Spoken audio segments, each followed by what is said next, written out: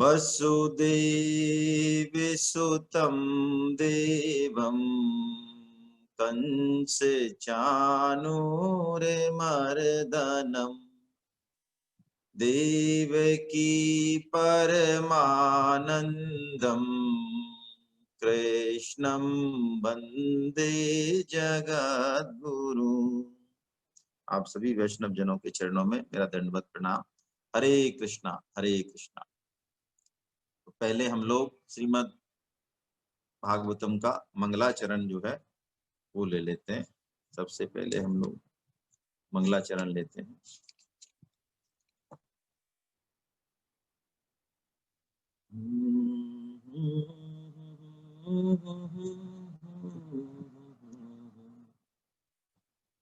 नारायण नमस्तेस्तु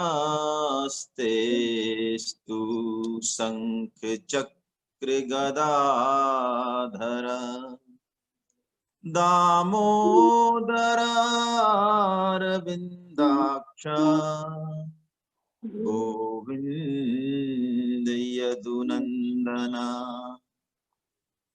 नमस्ते वासुदेवाय सर्वभूतक्षयाय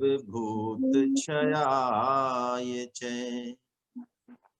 ऋषिकेश नमस्तुभ्यं प्रपन्न पाहि मां प्रभो।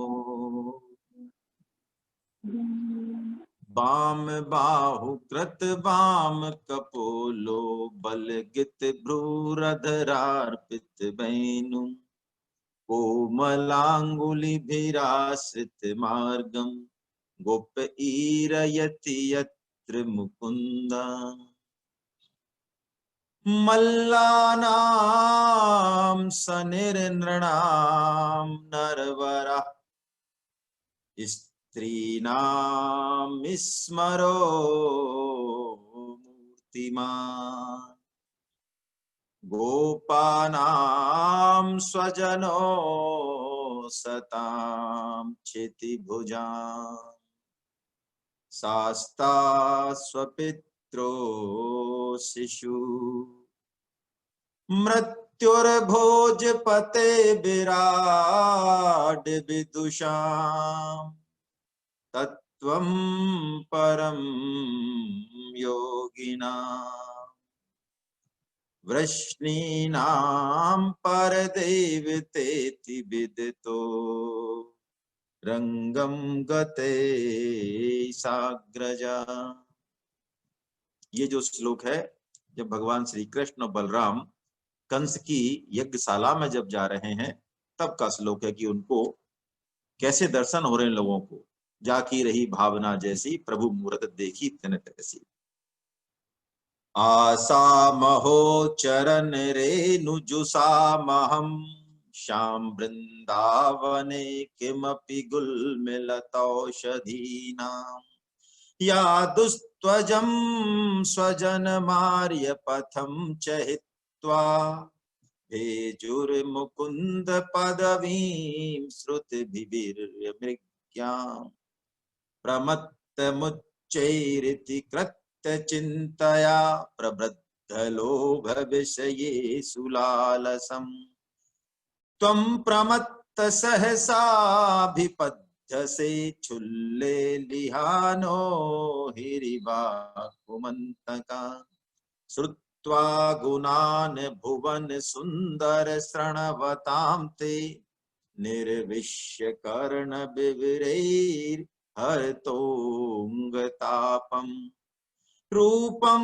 दृशादृशमतामखिलार्थलाभम् त्वयि अच्युता विशति चित्तं पत्रपं मे तव कथामृतं ताप्तजीवनम् कविभिरीडितम् कल्मषापहम् श्रवणमङ्गलम् श्रीमदाततम् भुवि गृह्णन्ति ते भूरिदा जना। नाथ जुगल लोचन भर बारी, बचन कहे कछु जनक कुमारी। अनुज समेत गहु प्रभु चरना, दीन बंधु प्रणतारित हरना। सुन सीता दुख प्रभु सुख अयना, भरि आए जल राजीव नयना। कहे हनुमंत विपत्ति प्रभु सोई, जब तब सुमरन भजन होई। उमा राम सुभाऊ जेहि जाना, ताहि भजन तजि भाव न आना। प्रभु कर पंकज कपी के सीसा, सुमिर सुदशा मगन गौरीसा। परमानंद कृपायतन मन परिपूरन काम। प्रेम भगति अनपायनी, देहु हमें श्री राम। बोलो बांके बिहारी लाल की जय। तो श्रीमद् भागवतम, जिसमें कि 18 स्कंद हैं, 576 अध्याय हैं, 18,000 श्लोक हैं, 12 स्कंद है टोटल, 18 स्कंद 12 स्कंद, जिसमें से 10वें स्कंद के 40 अध्याय हम लोग चर्चा कर चुके हैं। कंस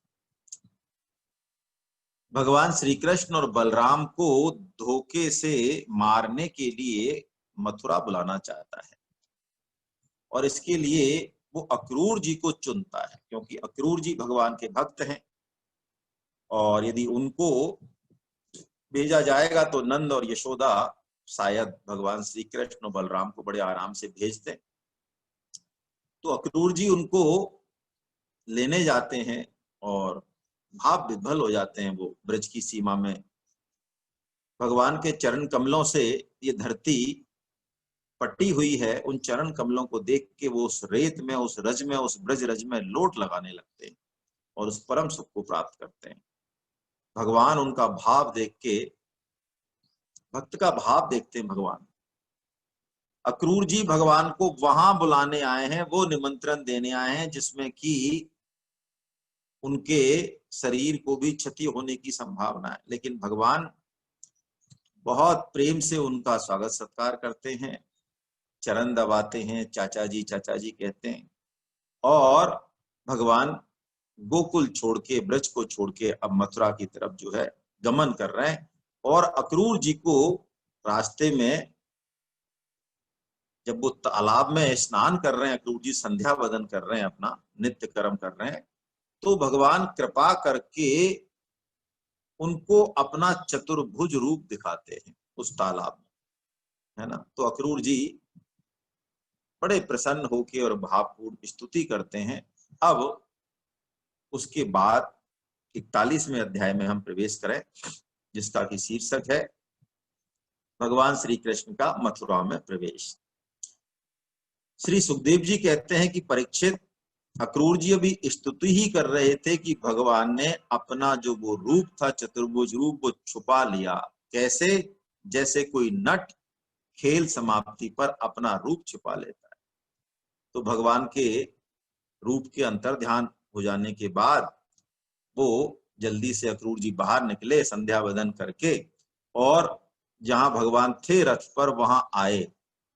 तो भगवान जो है बड़े रसिया हैं, पूछ रहे हैं, चाचा जी अक्रूर जी की सूरत तो बड़ी, भाव भंगिमा तो बड़ी विलक्षण हो ही रही है, भगवान के दर्शन करके आ रहे हैं। चाचा जी ऐसा लग रहा है कि आपने बड़ी कोई अद्भुत चीज देखी है आकाश में, जल में या पृथ्वी में। तो अक्रूर जी समझ जाते हैं, वो कहते हैं प्रभु सारे ब्रह्मांडों में जितनी भी अद्भुत चीजें हैं वो सब आप में हैं। संसार में जहां जहां भी ऐश्वर्य है, प्रभाव है, वो सब आप में है। ऐसी कौन सी अद्भुत चीज है जो आप में नहीं हो। ये बात गीता में भी जो है कही गई है। कहाँ कही गई है ये बात आप समझते हैं, सभी जानते हैं, है ना। जब विभूति योग भगवान लेते हैं तो बिल्कुल अंत में ये बात भगवान कहते हैं, यत यत विभूति मत सत्वम श्रीमत ऊर्जितम में विवाह। अर्जुन 10.41 में, अर्जुन संसार में तुझे जहां जहां भी ऐश्वर्य दिखे, प्रभुता दिखे, जो कुछ भी विशेषता दिखे, वो मेरे से ही आई हुई। यही बात अक्रूर जी कह रहे हैं कि मैं आपको देख रहा हूं। तो उन गांधी नंदन अक्रूर जी ने ऐसा कह के और रथ हाँक दिया और वो मथुरापुरी जा पहुंचे। भगवान श्री कृष्ण रास्ते में लोगों से मिलते हुए उनको आनंदित करते हुए जा रहे हैं। जहां जहां वो जाते हैं लोग भाव विभल हो जाते हैं भगवान श्री कृष्ण और बलराम जी को देखते हुए। ये उसी तरह से है, यदि आप मानस में पढ़ेंगे तो भगवान श्री राम, लक्ष्मण और सीता, माता सीता जब पंचवटी की ओर प्रस्थान कर रहे हैं अरण्य कांड में, तो कैसा विलक्षण वर्णन है। लोग जो है भगवान को देख के, वो कोल किरात, वो वनवासी, वो आदिवासी हैं, वो भगवान को देख के विभल हो जाते हैं उनसे, और भगवान भी मानो सब कुछ उनके सामने प्रकट कर देते हैं। वेद अगम मुनि मन अगम, है ना, ते प्रभु करुणा एन, तुलसीदास जी लिखते हैं, है ना, कि भगवान जो है ऐसे बात कर रहे हैं उन आदिवासियों से, कोल किरातों से, कि जैसे कोई पिता बिल्कुल अनपढ़, अनसमझ अपने बेटे से तोतरी भाषा में बात करता है, बड़े प्रेम से बात करता है, ऐसे जो है। तो यही काम भगवान श्री कृष्ण और बलराम कर रहे हैं। ये चले पहले, पहुंचेंगे बाद में मथुरा। नंद बाबा और बाकी लोग मथुरा पहले पहुंच जाएंगे, क्योंकि रास्ते में इनको बहुत समय लगता है।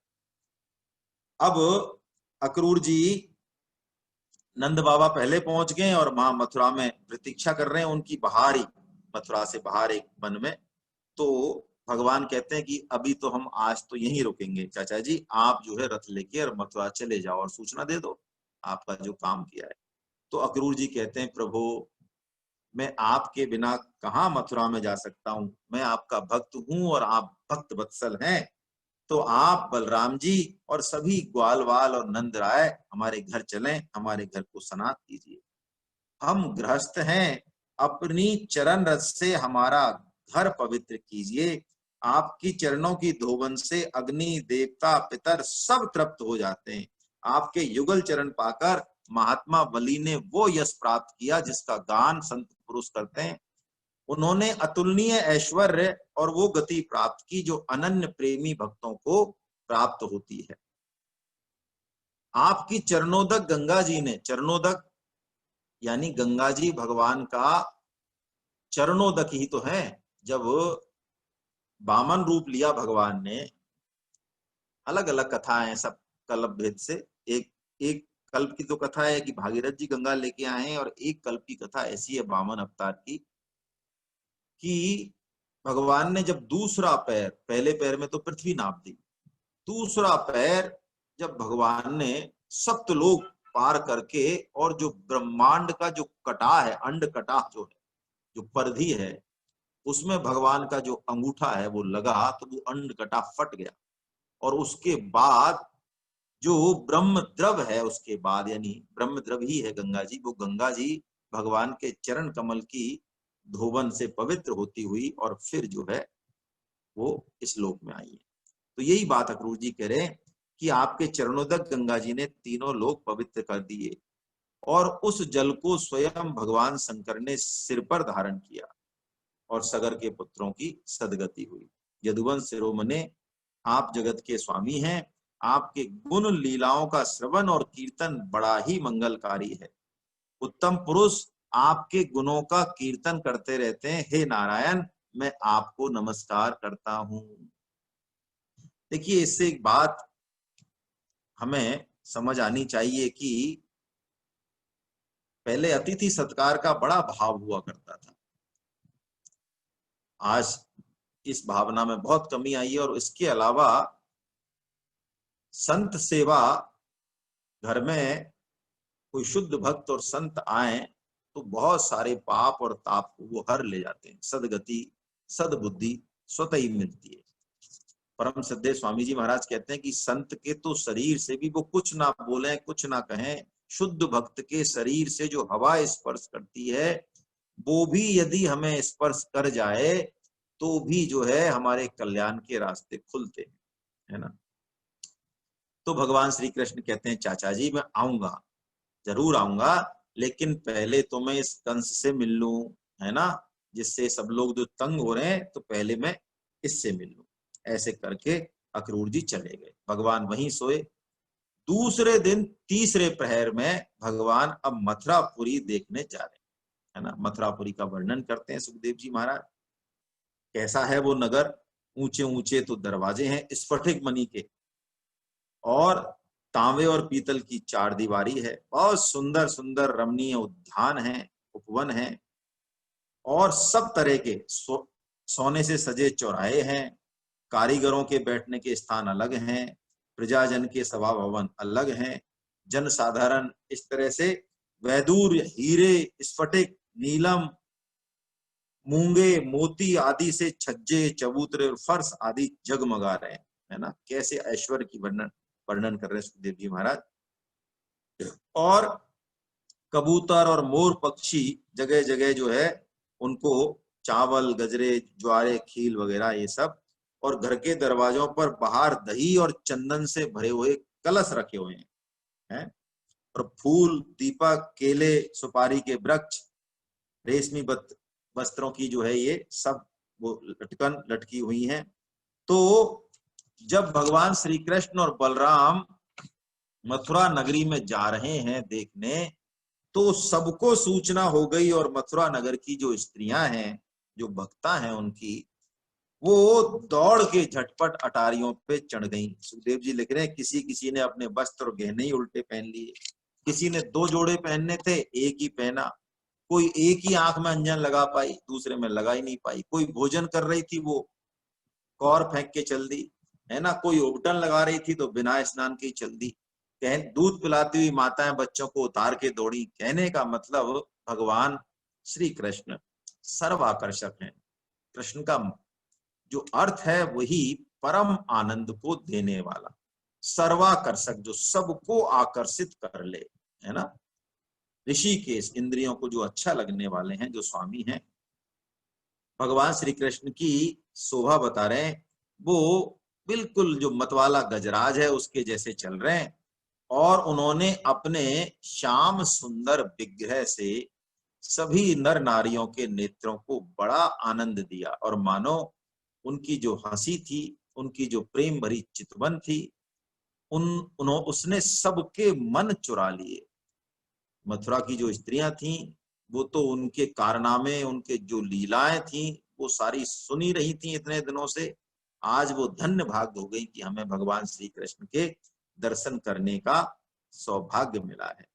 मानो उन स्त्रियों ने नेत्रों के द्वारा भगवान को हृदय में ले जाकर उनके आनंदमय स्वरूप का आलिंगन किया, है ना। ये दर्शन का तरीका है। हम भी भगवान के विग्रह के आगे जब खड़े हों, किसी मंदिर में खड़े हों, गोविंद देव जी के आगे खड़े हों, जगन्नाथ जी महाराज के आगे खड़े हों, तो वो भगवान का विग्रह जैसे ध्रुव जी दर्शन करते हैं कि मानो पी जाएंगे भगवान को, है। ध्रुव जी का दर्शन बहुत अद्भुत है। वो भूल जाते हैं, अपने बारे में भूल जाते हैं, वरदान मांगना तो दूर की बात है।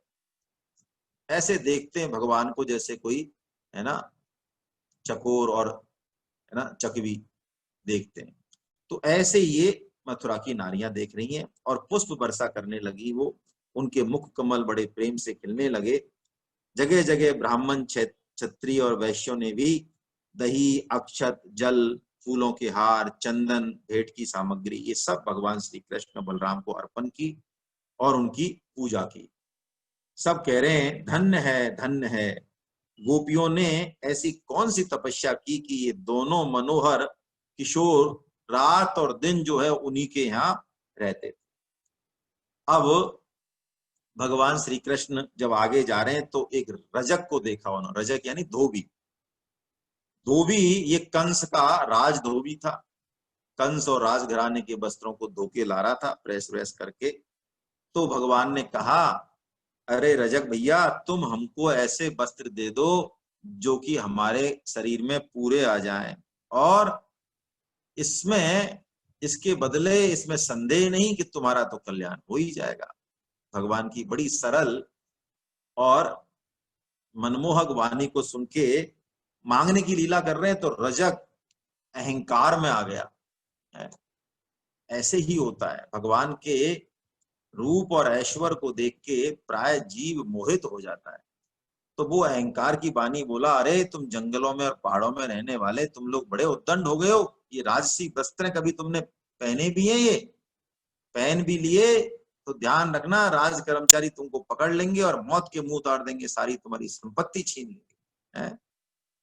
ऐसा उसने अहंकार से गर्जना की तो भगवान श्री कृष्ण ने एक जो है उसको तमाचा रखा। तमाचा रखते ही उस रजक की खोपड़ी तो अलग गिर गई, धड़ एक तरफ गिर गया। सारे वो धोबी के और जो लोग थे वो सब भाग गए। भगवान और उनके जो टोली थी, ग्वाल वालों की टोली है ना, उन्होंने बढ़िया बढ़िया जो है कपड़े उसमें से छांट छांट के पहने। ग्वाल वाल तो कोई एहसान मानते थोड़ी है भगवान का, बस हाँ धन्यवाद जरूर दे देते हैं। अरे कन्हैया, बड़ा मामला जोरदार है तेरा भैया, ऐसे जोरदार जोरदार वस्त्र है, रेशमी वस्त्र है। आगे बढ़ने पर दर्जी मिला। दर्जी इसलिए मिला कि अब पहन तो लिए ग्वाल वालों ने, अब किसी के तो अब बड़े बड़े लोगों के कपड़े हैं, कैसे कपड़े हैं उनको पता ही नहीं है कुछ, है ना, किसी के ढीला, किसी बैठ ही नहीं रहा है। तो दर्जी मिला तो भगवान श्री कृष्ण ने उससे कहा कि भैया हमारे कपड़ों की जरा फिटिंग विटिंग ठीक ठाक कर दो। तो दर्जी ने बिल्कुल सबको फटाफट से बढ़िया जो है उनकी ऐसी शोभा कर दी भगवान की। भगवान इतने प्रसन्न हुए उस दर्जी पर कि उसको सारूप्य मोक्ष दे दिया, है ना। इसके अलावा भरपूर धन संपत्ति, बल, ऐश्वर्य और सारी चीजें तो दी ही, सारूप मोक्ष भी दे दिया। मरने के बाद तुझे सारूप मोक्ष मिलेगा, ऐसा कहते। देखिए, मुक्ति 5 तरह की होती है। मोक्ष जो कहते हैं ना, मोक्ष गीता में, श्रीमद् भागवतम गीता का बहुत सरल और बहुत विस्तृत मानव व्याख्या है। जो गीता में भगवान ने कई जगह सूत्र रूप में कोई चीजें भी कह दी, तो श्रीमद् भागवतम में और पुराणों में उन सूत्रों की व्याख्या है, जिससे कि हम बड़े आराम से उनको समझ जाए, है ना। और इसलिए ये कहा जाता है कि श्रीमद् भागवतम में चूंकि भगवान के रस का, उनके ऐश्वर्य का खुलकर वर्णन है, इसलिए बिना भगवत गीता को समझे या जाने यदि हम भागवतम के 10वें स्कंद को स्पेशली जो अभी चल रहा है इसको पढ़ेंगे तो प्राय हमें ये कपोल कल्पना लग सकती है, भगवान की बात झूठी लग सकती है। और ऐसा यदि होता है हमारे मन में तो नहीं सुनना ही बेहतर है। वैसे भी आज्ञा यही है कि श्रीमद् भागवतम के 9 स्कंद सुनने के बाद 10वें स्कंद में प्रवेश करना चाहिए। हम लोग शुरू से ही 3.5-4 साल हो गए। हाँ, किसी का श्रद्धा और विश्वास बहुत अच्छा है तो फिर कोई समस्या नहीं है। भगवत गीता से भगवान के तत्व को जानने का मौका मिलता है। तो गीता में तो सिर्फ मोक्ष की बात है, यहाँ 5 तरह के मुक्तियों की बात है। कौन कौन सी मुक्तियां होती है? सालोक्य, साष्ट्री, सारूप्य। सालोक्य यानी भगवान का लोक मिल जाए मोक्ष होने के बाद। साष्टी, साष्टी यानी भगवान का सा ऐश्वर्य मिल जाए। सारूप्य, सारूप मतलब भगवान का सा रूप मिल जाए, चतुर्भुज रूप मिल जाए, जैसे चतुर्भुज रूप मिल जाए ना। सालोक्य, साष्टी, सारूप्य सामीप्य, भगवान का सामीप्य मिल जाए, है ना, जहां भगवान रहते हैं वहीं पे निवास हो जाए, आसपास उनका और निवास ही नहीं हो जाए, उनका साथ मिल जाए। और सायुज्य, पांचवी सायुज्य, यानी भगवान के जो उनकी ज्योति है, जैसा कि ब्रह्म मानते हैं जनरली, ऐसा कहते हैं ब्रह्म ज्योति में लीन हो जाना, प्राय ज्ञानी इसी को सायुज्य को ही मोक्ष रूप से कहते हैं, है ना। इसके बाद दर्जी को तो भगवान ने ये दे दिया, उसके बाद सुदामा माली के घर पे गए। सुदामा माली ने भगवान का एक भक्त की तरह से जो है स्वागत किया है, पूजा की है, अर्चना की है ना। इसके पश्चात उसने प्रार्थना भी की है कि प्रभु हमारा जन्म सफल हो गया, हमारा कुल पवित्र हो गया, हमारे पितर ऋषि और देवता सब संतुष्ट हो गए। क्यों? आप ही तो जगत के परम कारण हैं, आप पृथ्वी पर अवतीर्ण हुए हैं भक्तों को विशेष प्रेम करने के लिए, है ना, और जो आपको बचते हैं आप उनसे विशेष प्रेम करते हैं। आप सारे जगत के परम सुहृदय हैं, आत्मा है, समस्त प्राणी और पदार्थों में समान रूप से जो है आप स्थित हैं। हे भगवान, देखिए सुदामा माली विशेष भक्त हैं। क्या बात कह रहे हैं? अब वो बात कह रहे हैं जो कि अर्जुन भगवत गीता सुन के लास्ट में कहता है, 18.73वां श्लोक। क्या कहते हैं सुदामा माली? हे प्रभु, अब आप इस दास को जो चाहें वो आज्ञा दें। क्यों? आप कोई आज्ञा दें और हम यदि उस काम में लगे। भगवान के काम में लगना, सुदामा माली जी कह रहे हैं, आपकी कृपा का, आपका जीव पर विशेष अनुग्रह है, विशेष अनुग्रह है ना। तो भगवान प्रसन्न हो गए और उन्होंने अपने शरणागत सुदामा को सारे जो उन्होंने मांगे वो सब वर दिए। फिर भी सुदामा माली ने कहा, प्रभु मेरे को तो आपकी चरणों में अविचल भक्ति हो, आपके भक्तों से मेरा संबंध बना रहे, मैत्री बनी रहे और समस्त प्राणियों के प्रति दया भाव बना रहे। भगवान ने सब कुछ दिया, सब कुछ दिया उनको, जो मांगा वो सब कुछ दिया। अब आगे जब भगवान चले हैं, 42वां अध्याय है, तो कुब्जा मिली उनको, कुब्जा, सुंदर मुख वाली स्त्री। कुब्जा ये क्या करती थी? ये कंस के लिए चंदन का लेप तैयार करती थी, चंदन केसर और बड़ा सुगंधित लेप तैयार करती थी, बड़ी इसको इसमें सिद्धस्त। लेकिन ये क्या थी? 3 जगह से कुबड़ी थी, इसलिए इसका नाम था कुब्जा। त्रिवक्रा, त्रिवक्रा नाम है इसका। तो चंदन का पात्र लेके जा रही थी। अब देखो ब्रजवासी जो होते हैं ना, इनको कुछ भी दे दो आप, कुछ भी, ड्रेस दे दो, बढ़िया वस्त्र दे दो, खाना दे दो और सब चीजें दे दो, लेकिन जितना प्रेम ये गोपी चंदन से करते हैं, भगवान के अंगराग से करते हैं, उतना प्रेम ये किसी से नहीं करते। हाँ, वृंदावन में आप जाओ और किसी को मान लो चंदन के लिए, है ना, हम जयपुर वासियों को तो भले इतना सही बहुत है, ब्रजवासी को चंदन के लिए यदि मना कर दिया, या मना क्या मतलब ये भी कह दिया ना कि अरे भैया जरा थोड़ा देख के लेना, बहुत लोग हैं, तो ब्रजवासी रुष्ट हो जाएगा। को ऐसे जो है लेके और पूरा वो लगा देते हैं उस पे। चंदन से बड़ा प्रेम है गोपी चंदन से, है ना, ये भक्त की पहचान भी है। तो श्याम सुंदर ने पूछा उससे हंसते हुए कुब्जा से, सुंदरी तुम कौन हो और किसके लिए चंदन लेके जा रही हो? और हमको भी जरा ये चंदन और अंगराग दे दो, तुम्हारा कल्याण होगा, शीघ्र तुम्हारा कल्याण होगा। देखिए इन लीलाओं में कुछ निहितार्थ भी छुपे हुए हैं। यदि कोई भगवान के विग्रह को सुंदर वस्त्र धारण कराता है तो शास्त्र की ये घोषणा है, छुपा हुआ संदेश है कि उसको सारूप्य मोक्ष प्राप्त हो जाए। लेकिन भक्त तो मोक्ष नहीं चाहते हैं। ये भागवतम का 10वां स्कंद चल रहा है। मुक्ति तो, मोक्ष तो भक्तों के लिए श्राप है, वो नहीं चाहते। दीयमानम न गृह्णन्ति मत सेवनम जना, भगवान श्री कृष्ण कहेंगे आगे, है ना। भक्त तो 5 तरह की मुक्ति को भगवान दें, आगे से दें तो भी नहीं लेते। क्यों, क्या करेंगे लेके? अरे उन्हें तो भगवान के साथ खेलना है ना, भगवान के साथ जो रस रस का वर्धन करना है, आनंद वर्धन करना है, भगवान की लीला में हिस्सा बनना है। वो चाहे जैसे रखना चाहे, वो भक्त तो वो रस चाहते हैं, है ना। तो सुंदर वस्त्र से सारूप्य मोक्ष, चंदन और अंगराग की सेवा से, इससे भी भगवान की प्रीति प्राप्त होती है। तो अब वो जो दासी है कंस की कुब्जा, वो भगवान को जवाब दे रही है। वो कह रही है कि मेरा नाम तिबक्रा है और मैं भगवान की दासी हूं। मैं ये लेप बनाने का काम करती हूँ और मेरे द्वारा जो चंदन और अंगराग का लेप है वो बहुत उत्तम होता है, कंस को बहुत पसंद है। लेकिन आपसे बढ़िया पात्र कौन होगा, है? तो कृष्ण भगवान का जो सौंदर्य है, सुकुमारता है, और श्री बलराम जी हैं, यही निमाई और निताई हैं दोनों, है ना।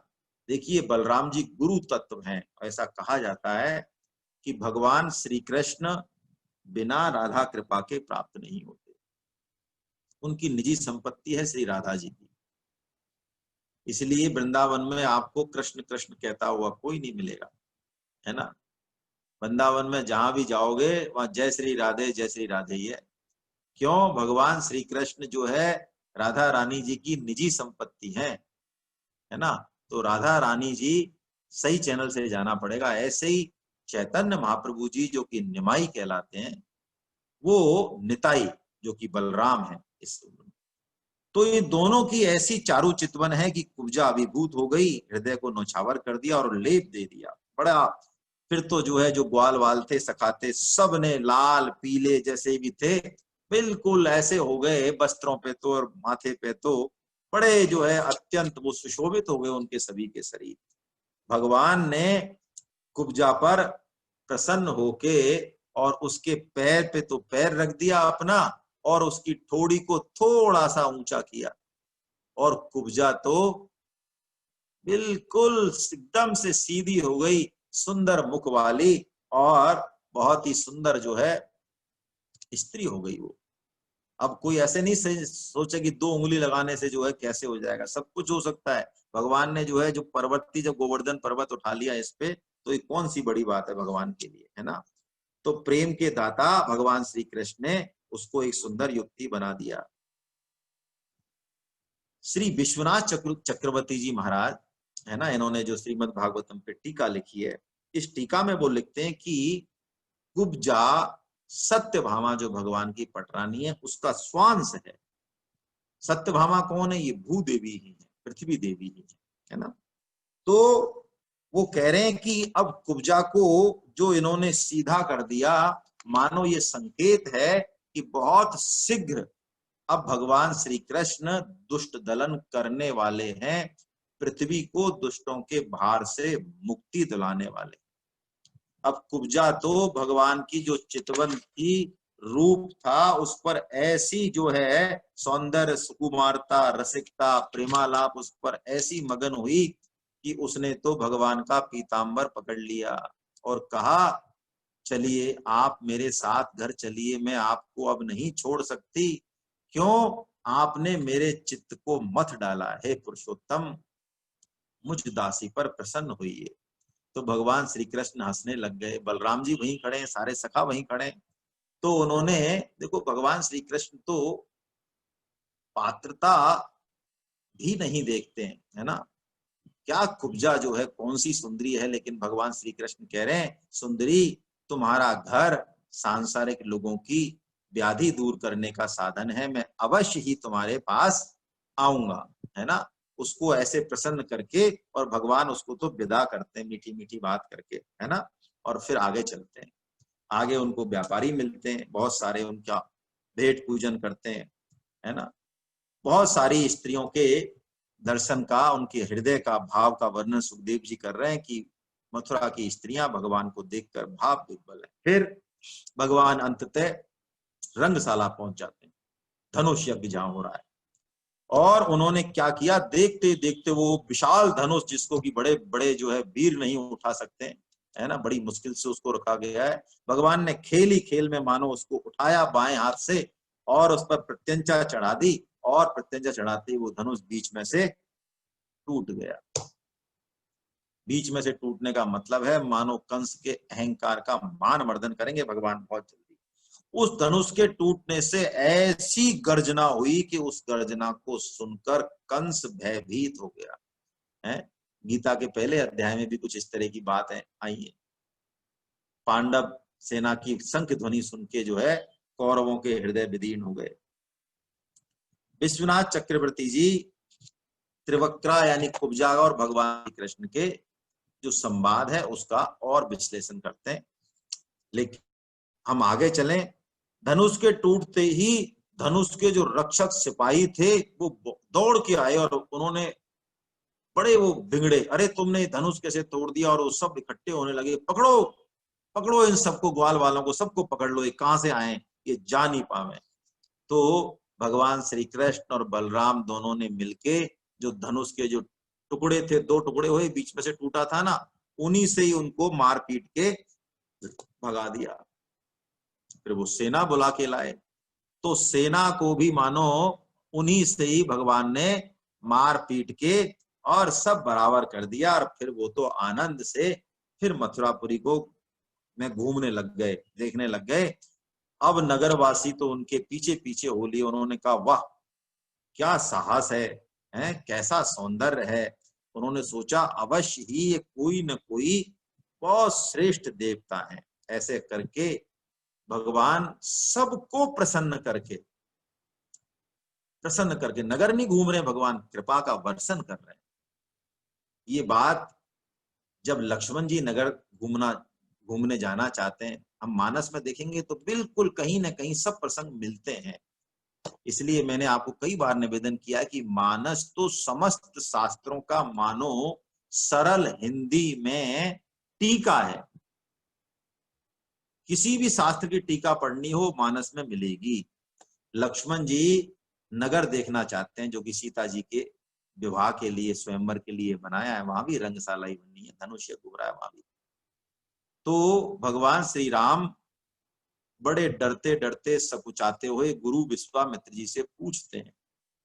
तो गुरु विश्वामित्र यही बात कहते हैं कि जाओ और तुम्हारा प्रसन्न बदन सुंदर कमल मुख दिखा के और इन जनक वासियों को, जनकपुरी के वासियों को प्रसन्न करके आओ, है ना। ये नहीं कहते नगर देखने आओ, नगर देखने जाओ, यही बात कहते हैं। भगवान शाम को मथुरा के बाहर जो उपवन था उसमें आ गए, है ना।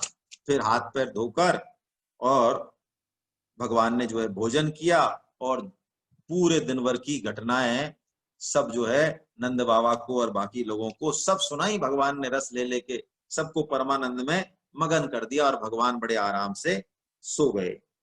अब भगवान तो सो गए, उधर कंस को जो है नींद नहीं आए, डर के मारे। उसने सोचा ये कौन, ये जो है ये वही तो नहीं है जिसकी भविष्यवाणी हुई, ये अवश्य वही बालक होने चाहिए। इन्होंने खेल ही खेल में धनुष तोड़ दिया, मेरी सेना जो है मारपीट के भगा दी। तो जागृत अवस्था में ही देखिए कंस को कैसे अपशगुन हो रहे हैं।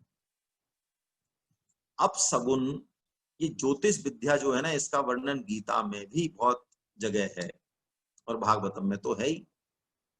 तो ये सगुन विद्या जो है ना, सगुन लेना, शकुन कह लें, सगुन कह लें, ये ज्योतिष विद्या का ही एक रूप है।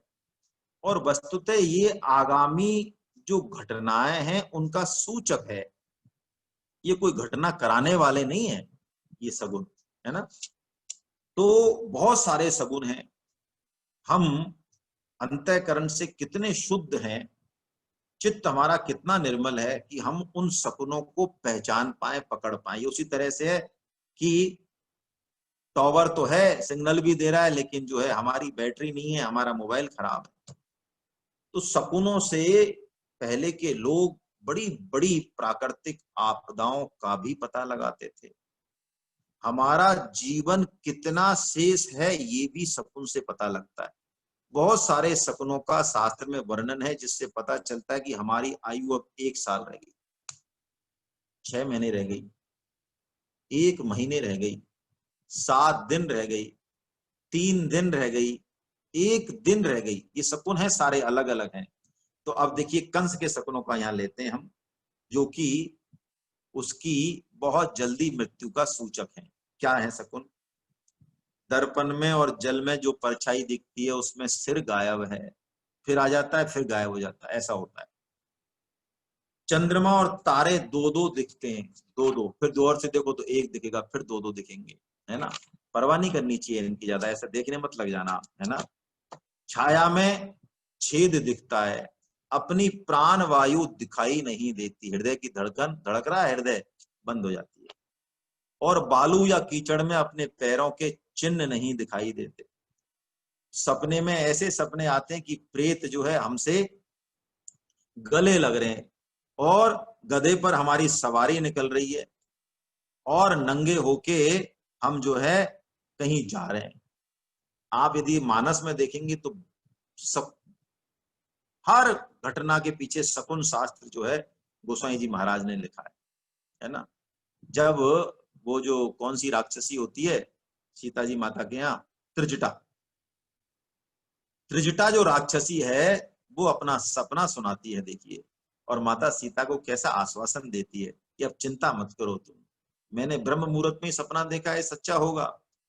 खर आरूढ़ नगन 10 सीसा, खर आरूढ़ आया ना वही की वही, कि गधे पे बैठ के वो नगन सो दक्षिण दिशी जाए। दक्षिण दिशी मतलब सर्वनाश होगा इसका, रावण का सर्वनाश होने वाला है माता, तुम चिंता मत करो।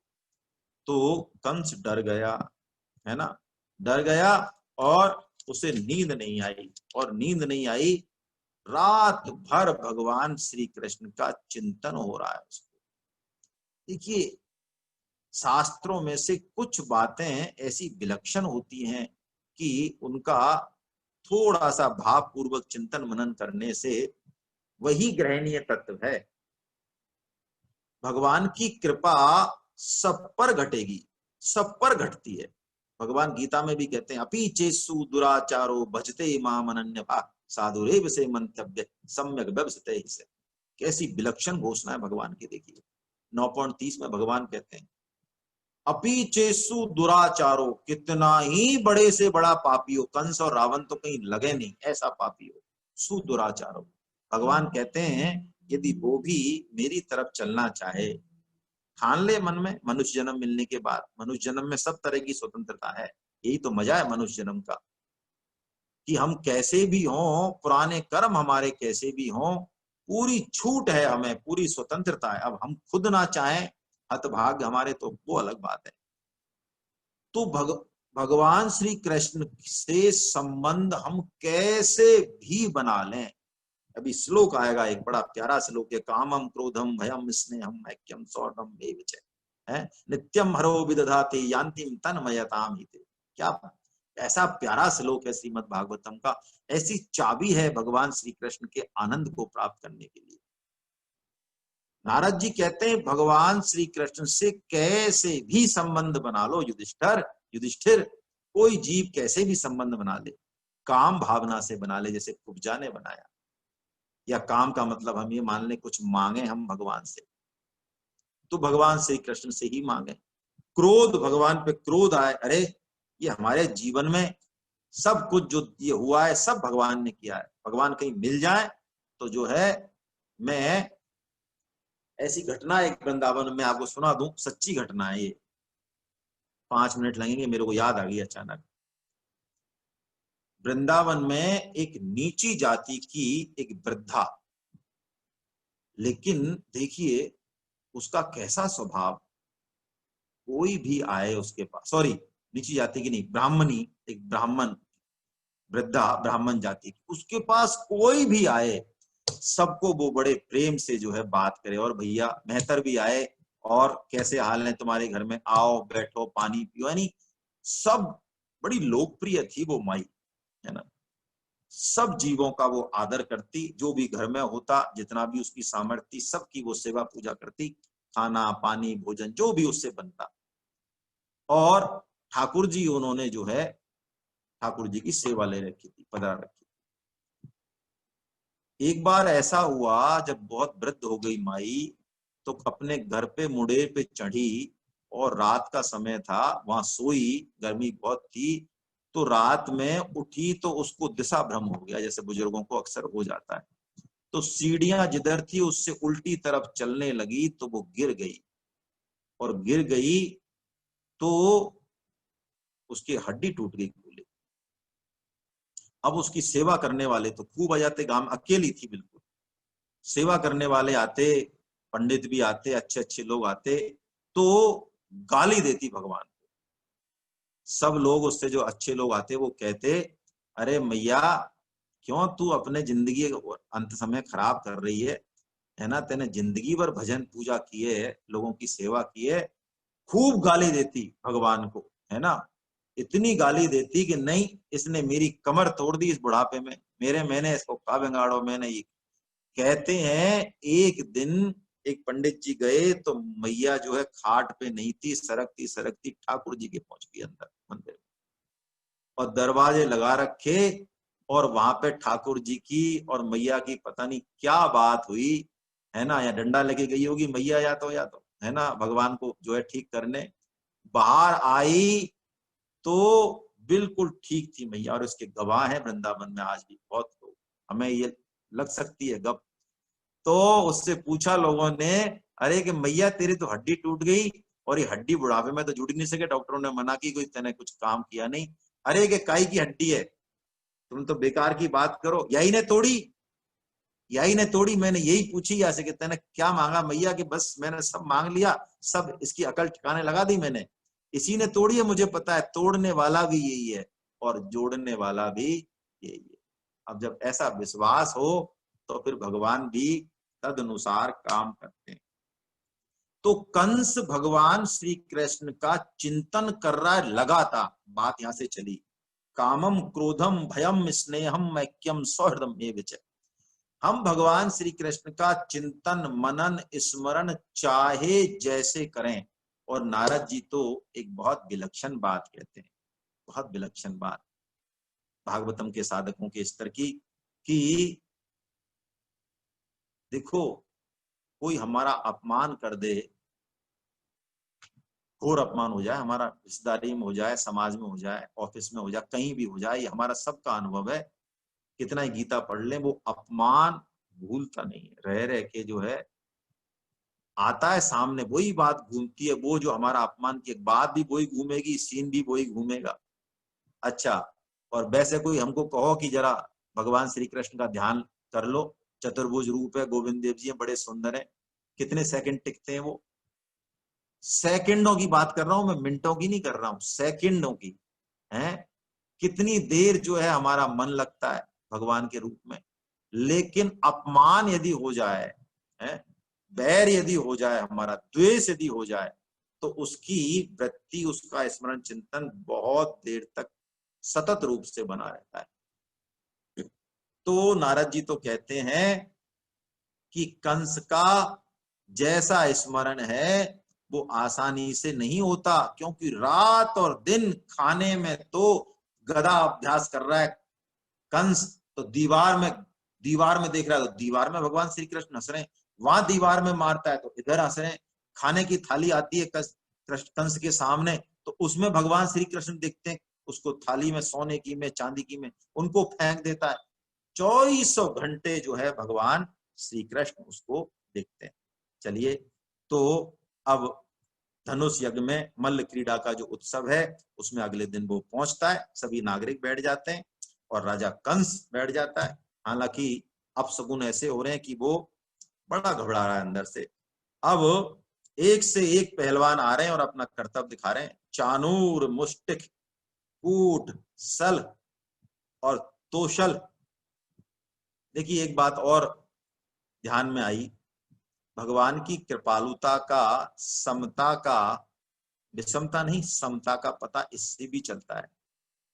हम लोग मंगलाचरण में एक श्लोक बोलते हैं, वसुदेव सुतम देवम कंस चानूर मर्दनम। अब देखिए, बड़े बड़े भक्त संत इस श्लोक को बोलते हैं, अब इसमें वसुदेव सुतम यानी भगवान श्री कृष्ण का नाम आया, तो भगवान श्री कृष्ण का जितनी बार नाम आएगा उतनी ही बार कंस और चाणूर का आएगा। ये कौन सा न्याय है? ये भगवान का न्याय है। जीव मात्र भगवान का अंश है, जीव मात्र। ये जितने भी पाप हैं, ताप हैं, ये सब उद्धार का सामान है। ऐसी दृष्टि है भगवान की, ऐसी दृष्टि है। भगवान की नजर में पापी कोई है ही नहीं। वो सिस्टम से अपने आप उसको भुगतान मिल रहा है, खुद को ही चित्त से, जैसे कंस घबरा रहा है ना। तो जितनी बार भगवान श्री कृष्ण का नाम आएगा उतनी ही बार कंस और चाणूर का आएगा। बताइए इससे बड़ी और पोल पट्टी कहाँ मिलेगी? है पूरी पोल है भगवान के यहाँ, पोलम पोल है, बस घुसे तो सही एक बार, है ना। तो चाणूर मुष्टिक कूटसल सब आ गए और नंद आदि भी आ गए। उन्होंने कंस को भेंट दी, भैया राजा है उनका, है ना। सब जो है उनको, तो नंद महाराज ने देखा कि भगवान श्री कृष्ण वहां पर नहीं है, तो कहीं चले गए होंगे। तो चलिए कहाँ गए वो देखते हैं।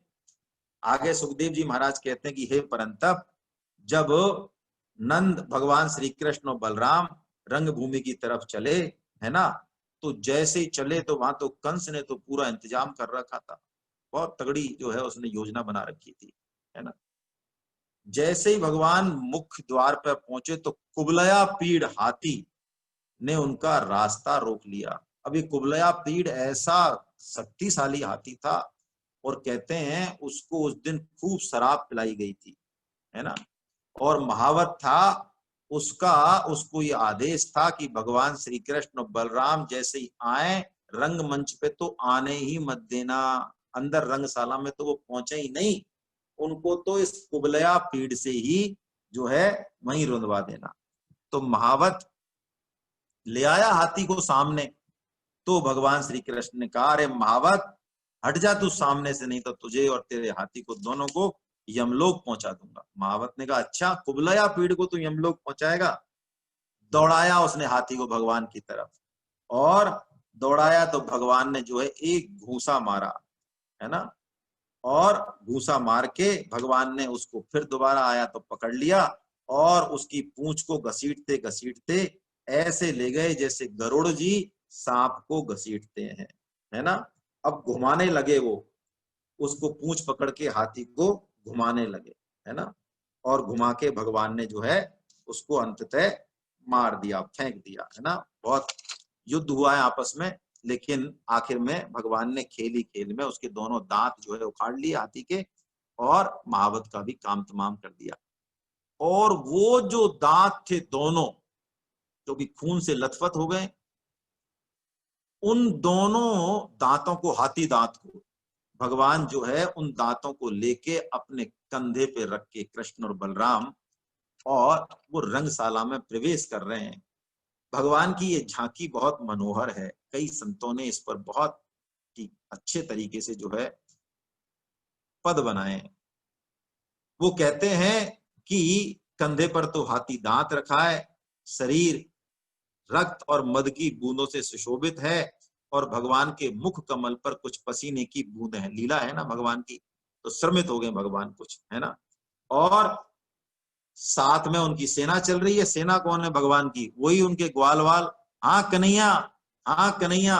उनको पता है कि जो है अब कन्हैया लगता तो छोटा सा है, लेकिन इसने जो है इसका मामला हमने देख रखा है, तो वो डरते नहीं है बिल्कुल। जो भी आए, हाथी आए चाहे कोई पहलवान आए, वो उनको ऐसा विश्वास है अपने ठाकुर जी पर कि नहीं, ये कन्हैया और हमारे दाऊ भैया ये दोनों जो है ठीक कर देंगे, है ना। तो जब श्री कृष्ण और बलराम जी के साथ रंगभूमि में पधारे, तो कैसा जो है, कैसा वर्णन है। ये श्लोक हमने इसमें पढ़ा है, इसमें मंगलाचरण में। आइए दोबारा से पढ़ते हैं मंगलाचरण में श्लोक को, कि भगवान और बलराम की जो शोभा है वो किसको, कैसी कैसे वो दिख रहे हैं भगवान, है ना। जाकी रही भावना जैसी, प्रभु मूरत देखी तिन तैसी। कि मल्लानाम सनिरेंद्रणाम नरवरा, मल्लानाम जो पहलवान हैं उनको तो भगवान कैसे लग रहे हैं, मल्ल लग रहे हैं, वज्र की तरह कठोर लग रहे हैं। ओ हो। और नरनाम नरवर, पुरुषों में श्रेष्ठ लग रहे हैं भगवान। स्त्री नाम स्मरो मूर्तिमान, स्त्रियों को साक्षात भगवान कामदेव लग रहे हैं। और गोपानाम स्वजनो असताम, स्वजनो सताम यानी स्वजन असताम, जो उनके साथ ग्वालवाल आए हैं, ब्रजवासी आए हैं, उनको भगवान ऐसे लग रहे हैं कि हमारा कन्हैया हवाल कंस और इनके सब इतने पहलवान है, इनने उठा पीट के हवाल इनको दंड दे बराबर करे, ऐसा है। और क्षिति भुजाम शास्ता स्वपुत्रो विभु, और बड़े बूढ़ों को वो शिशु जैसे लग रहे हैं। मृत्युर भोजपते विराट विदुषाम, मृत्युर भोजपते, भोजपते कंस को मृत्यु के समान दिख रहे हैं भगवान, साक्षात काल आ रहा है क्या। तत्वम परम योगिना, और जो योगी हैं, जो भगवान के तत्व को जानने वाले हैं, उनको साक्षात भगवान दिख रहे हैं। और वृष्णीनाम पर देवते विदितो, वृष्णी वंशियों को, जो भगवान के वंशज हैं वहां पे, उनको भगवान अपने इष्ट देव जान पड़े, है ना। तो ऐसा करके भगवान की झांकी बड़ी जबरदस्त हो रही है। मंच पर बैठे मथुरावासी पुरुषोत्तम भगवान श्री कृष्ण और बलराम को देखकर इतने प्रसन्न हुए कि उनके मुख कमल खिल उठे। उनकी रूप माधुरी का पान करते करते वो तृप्त नहीं हो रहे, मानो नेत्रों से उन्हें पी जाएंगे, जिह्वा से चाट जाएंगे, नासिका से सूंघ लेंगे और भुजाओं से पकड़कर मानो हृदय से चिपटा लेंगे, है ना। उनके सौंदर्य, गुण, माधुर्य और निर्भयता ने और उनकी लीलाओं का स्मरण ने दर्शकों को अभय कर दिया। कंस का भय तो बहुत है, लेकिन भगवान की उपस्थिति मात्र से वो अभय हो गए और वो कहने लगे, अरे ये साक्षात भगवान नारायण है। हाँ, आपस में पब्लिक को सब पता रहता है ना। तो ये वसुदेव जी के घर में जो है आए हुए हैं और ये बता रहे हैं, ये सांवले सलोने जो है ना, ये देवकी के गर्भ से जन्मे, और इनको तो भैया पैदा होते ही सब गेट वेट सब खुल गए, हथकड़ी बथकड़ी सब टूट गई और ये गोकुल पहुंचे और नंद जी ही इनको अब तक पाल रहे हैं। और इन्होंने ही पूतना, तृणावर्त, शंखचूड़, केसी, धनुकासुर, इन सब असुरों का वध किया है और पूखल बंधन में यमलार्जुन का भी उद्धार किया है। गौओं को और ग्वालों को इन्होंने दावानल से बनाया है, कालिया नाग का भी दमन इन्होंने ही किया। और भैया इन्होंने ये जो ये छोटा सा सांवरा सलोना, इन्होंने गिरिराज गोवर्धन पर्वत को 7 दिन तक उठाए रखा है और यही गोपियों के साथ जो है रास लीला रचाते हैं और गोपियां इनकी मंद मंद मुस्कान से, मधुर चितवन से आनंदित रहती हैं। ऐसा कहा जाता है कि ये यदुवंश की रक्षा के लिए, हम सब की रक्षा के लिए ही अवतीर्ण हुए हैं। और इनके जो दूसरे गोरे श्याम सुंदर के बड़े भाई जो बलराम हैं, इन्होंने प्रलंबासुर, वत्सासुर और बकासुर इनको मारा है। अच्छा, ये 3 इन्होंने क्यों मारे और बाकी भगवान श्री कृष्ण ने मारे? इसके पीछे ऐसा कहते हैं कि प्रहलाद जी को भगवान ने ये वचन दिया है कि मैं तुम्हारे वंश के किसी भी असुर का वध नहीं करूंगा। तो ये जो प्रलंबासुर, वत्सासुर और बकासुर हैं, ये उन्हीं के वंशज हैं, इसीलिए बलराम जी ने इनको मारा है। अब ये चर्चा चल रही है, इसी समय चानूर ने कहा कि तुम दोनों, भगवान श्री कृष्ण बलराम की तरफ देख के कहा कि तुम तो युद्ध कुश्ती लड़ने में और युद्ध लड़ने में बड़ा निपुण हो, तो तुम्हारा युद्ध कौशल देखने के लिए ही जो है यहाँ हमने बुलाया है।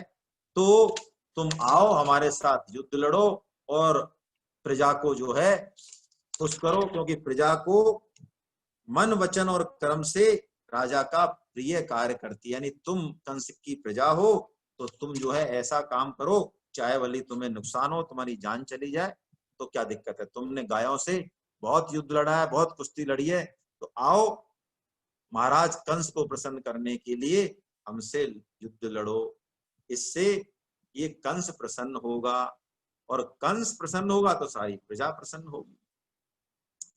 तो परीक्षित सुखदेव जी कह रहे हैं कि भगवान श्री कृष्ण तो युद्ध लड़ना ही चाहते थे, है ना। मानो उन्हीं का संकल्प चानूर के हृदय में घटा है और वो यंत्रवत बोल रहा है ऐसा।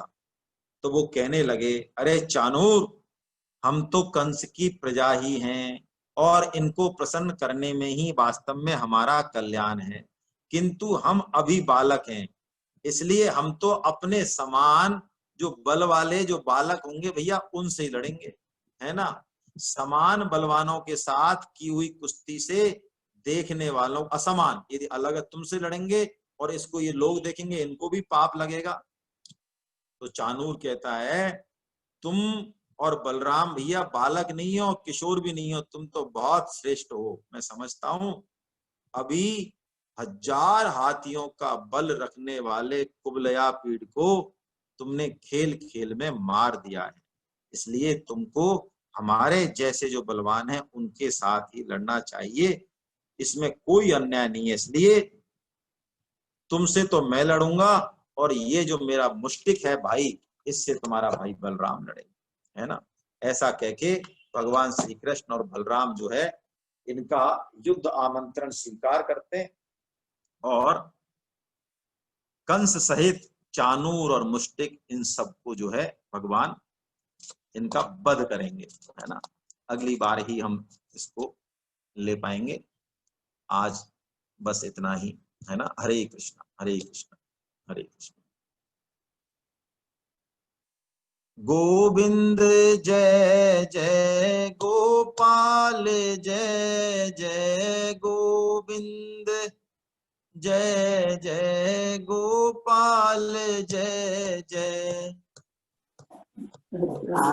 गोविंद जय जय गोपाल जय जय राधारमन हरि गोविंद जय जय राधारमण हरि गोविंद जय जय गोविंद जय जय गोपाल जय जय गोविंद जय जय गोपाल जय जय राधारमन हरि गोविंद जय जय राधारमण हरि गोविंद जय जय राधारमन हरि गोविंद जय जय राधारमण हरि गोविंद जय जय